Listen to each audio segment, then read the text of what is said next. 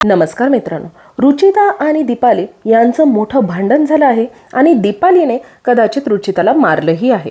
तर बिग बॉसने नुकताच एक प्रोमो शेअर केलेला आहे ज्यामध्ये असं दिसून येत आहे रुचिता ब्लेम करते की मी जे राकेशला बोलले ते दीपालीनं मला सांगितलं होतं. तर आता रुचिताने राकेशवर काहीतरी पर्सनल अटॅक केलं हे आपल्याला कळलेलं आहे आजच्या एपिसोडमध्ये. तर जेव्हा दीपालीला हे सांगते ती सगळ्यांसमोर की तूच मला बोलली होतीस आणि त्यानंतर दीपाली म्हणते मी तुला हे बोललं नव्हतं, कोणीतरी दुसरं तुला हे बोललं होतं आणि तू आता माझं नाव घेऊ नको. तर रुचिता म्हणते तूच सांगितलं होतं. तर आता दीपाली म्हणते तू अजिबात खोटं नाव घेऊ नकोस, तू जे आहे ते क्लिअर कर, पण माझं नाव उगीच फसवू नकोस मध्ये.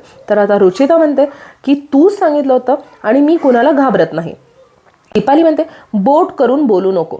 तर आता दीपाली बोलल्यानंतर रुचिता म्हणते मी कुणालाही घाबरत नाही. तर पाहूया नेमकं आजच्या एपिसोडमध्ये काय होतं. कानाखाली मारलेलं तर आवाज आले.